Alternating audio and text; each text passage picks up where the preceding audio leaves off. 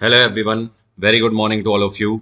आज के दिन की शुरुआत करेंगे 17 अक्टूबर 2022 के करंट अफेयर के साथ। पीडीएफ और टेलीग्राम दोनों का लिंक मैंने वीडियो के डिस्क्रिप्शन में दिया हुआ है, तो आप दोनों को वहां से अवेल कर सकते हैं। सबसे पहले बात करेंगे कल के क्वेश्चन की। कल मैंने आपसे आई थिंक अभी तक का और आज तक जितने भी क्वेश्चन पूछे हैं उनमें से सबसे इजी क्वेश्चन पूछा था। क्वेश्चन मेरा आपसे ये था कि डॉक्टर एपीजे अब्दुल कलाम साहब जो थे, ये भारत के कौन से राष्ट्रपति थे? तो ये भारत के 11वें राष्ट्रपति थे। और बिल्कुल सिंपल क्वेश्चन था, तो आंसर भी सभी का बिल्कुल सही था। और ये भारत के राष्ट्रपति साल 2002 से लेकर 7 तक थे। आपको पता है इन्होंने कौन सी पढ़ाई करी थी? इनके जो एकेडमिक्स थे वो फिजिक्स में थे, ठीक है। और फिजिक्स के अलावा जो फिर इन्होंने करियर बनाया वो एरोस्पेस साइंस में बनाया। किसमें? Aerospace science. भारत सरकार के द्वारा इनको भारत रत्न से भी सम्मानित किया जा चुका था, पद्म विभूषण भी इनको मिल चुका था। अब चलिए शुरू करते हैं आज के करंट अफेयर। पहला क्वेश्चन है, एक महोत्सव चल रहा है जिसका नाम है मेघा कायाक फेस्टिवल 2022। तो इसका जो उद्घाटन है ये मेघालय में किया गया था। इस बार इसका कौन सा संस्करण मनाया गया? तो मेघा कायाक महोत्सव का इस बार 5वां संस्करण मनाया गया। कहां पर? मेघालय में। अब देखो ये फेस्टिवल है क्या।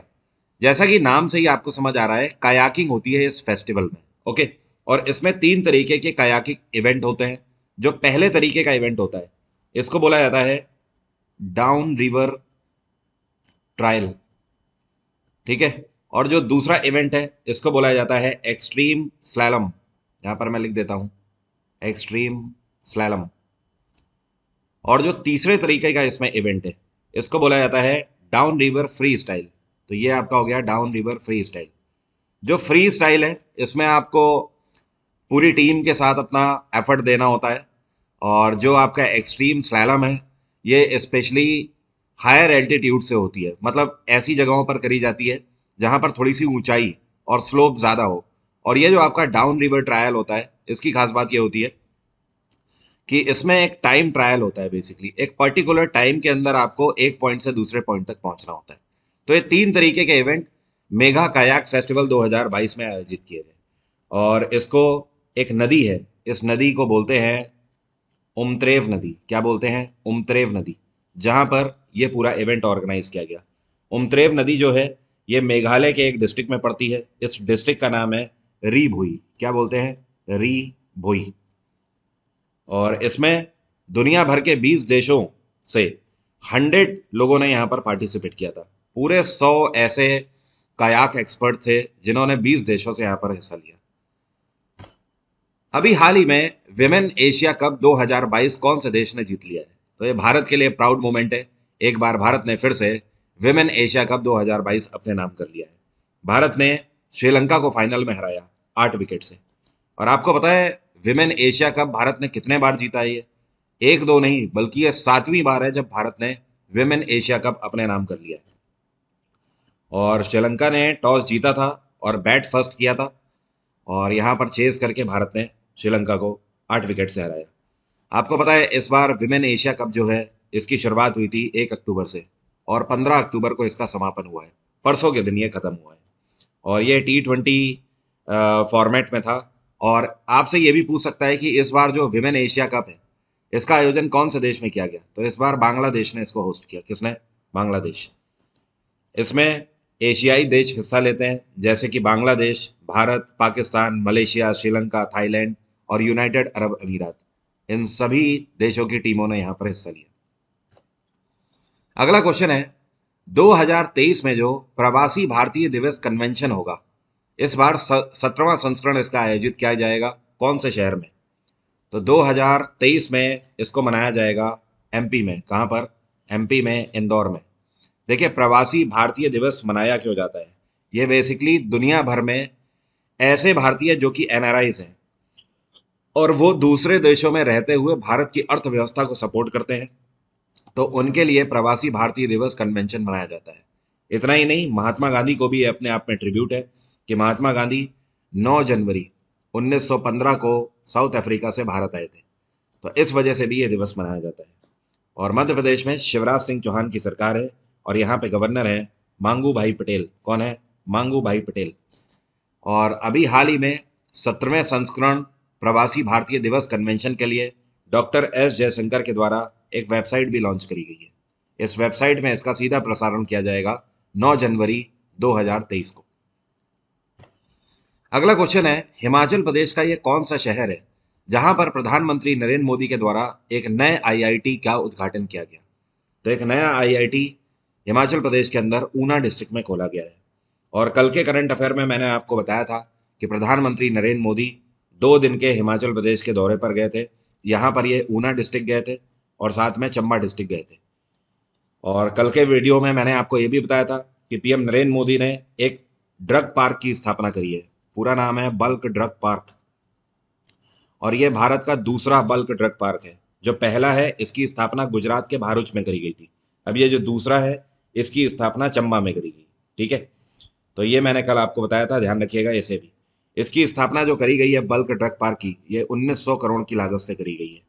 पीएम नरेंद्र मोदी के द्वारा चंबा डिस्ट्रिक्ट के अंदर 2 हाइड्रो पावर प्लांट की भी स्थापना करी गई है। आगे मतलब ये बनेंगे, अभी इनका शिलान्यास किया गया है। तो ये सारी चीजें आपको यहाँ पर ध्यान रखनी है, पीएम नरेंद्र मोदी के दौरे से जुड़ी हुई। हिमाचल प्रदेश में इस टाइम पे जयराम ठाकुर की सरकार है और यहाँ पे गवर्नर कौन है? ये है राजेंद्र अर्लेकर। अगला क्वेश्चन है, किसके द्वारा मां भारती का सपूत नाम की एक वेबसाइट अभी हाल ही में लॉन्च करी गई है?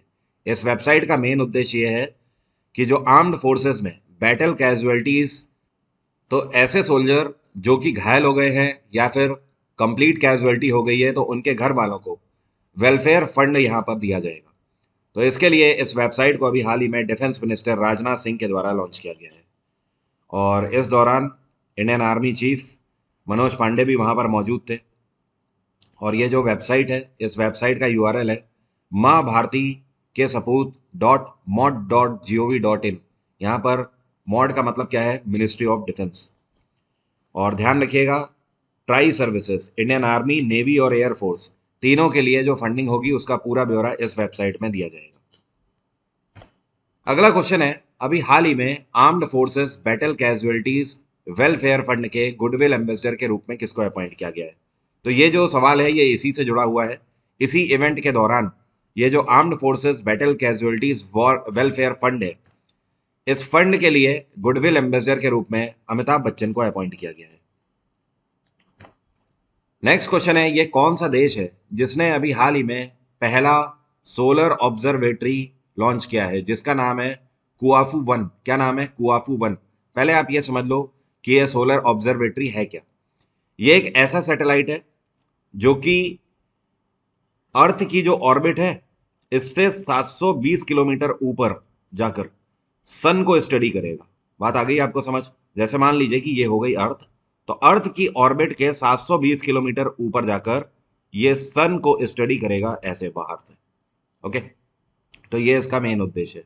इसके लिए मार्च 5D रॉकेट यूज किया गया है और ये है चाइना जिसने अपना पहला सोलर ऑब्जर्वेटरी कुआफू 1 नाम का लॉन्च किया है।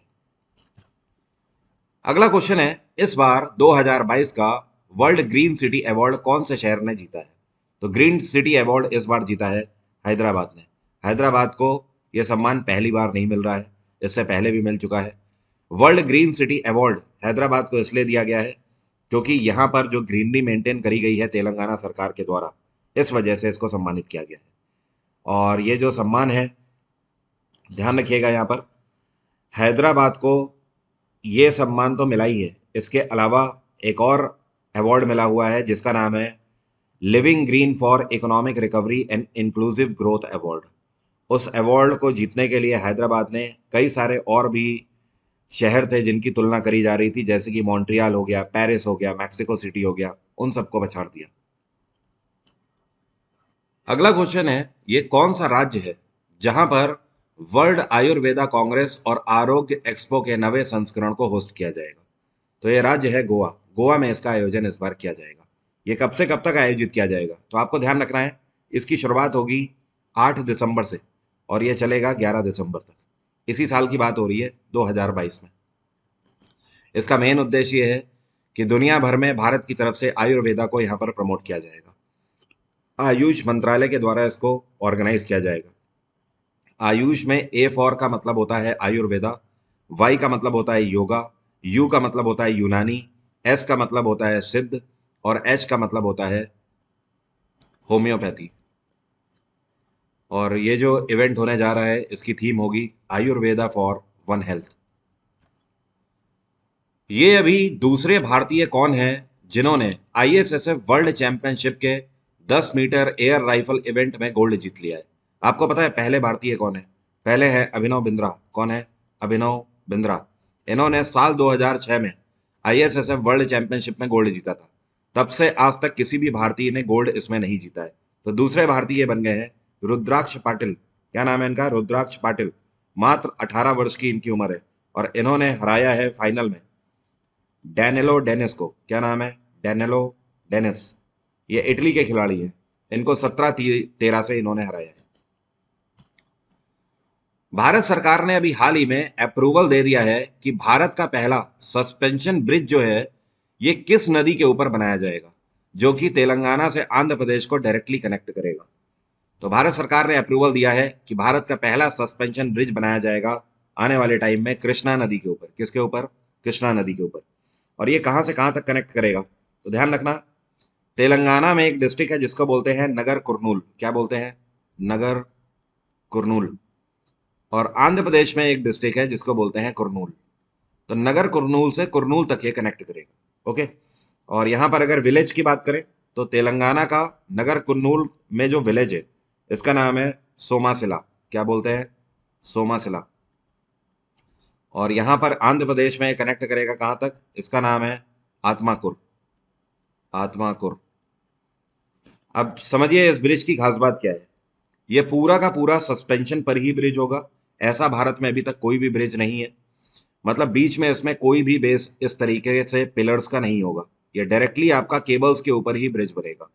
दूसरी खास बात यह है कि इसको बनाने के लिए जो कॉस्ट आ रही है वो 1082.5 करोड़ की इसमें लागत आएगी। इतने से यह बनकर तैयार होगा। क्या आप मुझे कमेंट बॉक्स में लिखकर बता सकते हो कृष्णा नदी जिस पॉइंट से निकलती है उस ओरिजिन का नाम क्या है? अगर पता है तो लिखकर बताइए, देखो कितने लोगों को याद है। International day of rural women कौन से दिन मनाया गया? ग्रामीण महिलाओं के लिए अंतर्राष्ट्रीय दिवस यह मनाया जाता है 15 अक्टूबर को। परसों के दिन इसको मनाया गया पूरे दुनिया भर में। इस बार 2022 की थीम थी rural women cultivating good food for all. ये दिवस जो रूरल एरियाज में, ग्रामीण एरियाज में जो महिलाएं कार्य करती हैं उनके वेलफेयर के लिए दिवस मनाया जाता है। इस दिवस को मनाने के पीछे का उद्देश्य यह है कि पूरे दुनिया भर में हर देश की सरकारों को ये सोचना चाहिए और इस तरीके की महिलाओं के वेलफेयर के लिए स्कीमें लॉन्च करती रहनी चाहिए। अब मेरा आज का सवाल है आपसे, देखूं कितने लोग बता पाते हैं। आपको बताना है भारत में आर्थिक मामलों की जो कैबिनेट समिति होती है उसका अध्यक्ष कौन होता है?